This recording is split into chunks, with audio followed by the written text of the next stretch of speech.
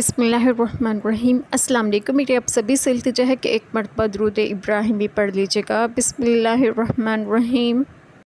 اللہم صلی علی محمد وعلی آل محمد کما صلیت علی ابراہیم وعلی آل ابراہیم انک حمید مجید۔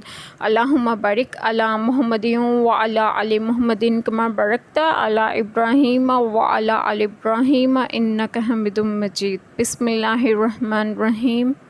اور اللہ کو اپنی قسموں کا نشانہ نہ بنا لو کہ احسان اور پرہیزگاری اور لوگوں میں صلح کرنے کی قسم کر لو، اور اللہ سنتا جانتا ہے، اللہ تمہیں نہیں پکڑتا ان قسموں میں جو بے ارادہ زبان سے نکل جائے۔ ہاں، اس پر گرفت فرماتا ہے جو کام تمہارے دل نے کیے، اور اللہ بخشنے والا حلم والا ہے۔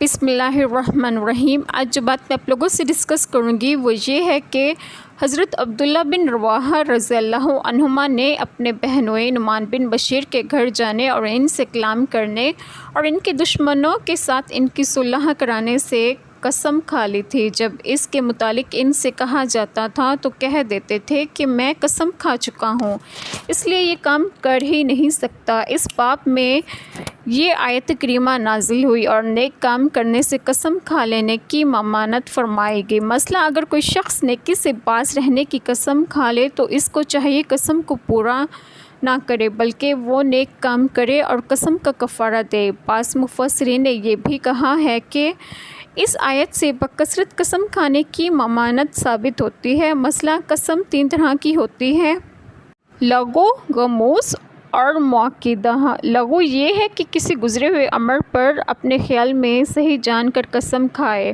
اور در حقیقت وہ اس کے خلاف ہو، یہ معاف ہے اور اس پر کفارہ نہیں۔ غموس یہ ہے کہ کسی گزرے ہوئے امر پر دانستہ جھوٹی قسم کھائے، اس میں گناہ گار ہوگا۔ اور مؤکدہ یہ ہے کہ کسی آئندہ امر پر قصد کر کے قسم کھائے، اس قسم کی قسم کو اگر توڑے تو وہ گناہ گار بھی ہے اور کفارہ بھی لازم ہے۔ اللہ تعالیٰ ہم سب کے تمام گناہوں کو معاف فرمائیں اور ہمیں صراط مستقیم کی راہ پر گامزن کریں، اور آپ سب کو آپ کے گھروں میں خوش و خرم رکھیں اور صحت و تندرستگی بھی دیں۔ آمین۔ جزاک اللہ خیر۔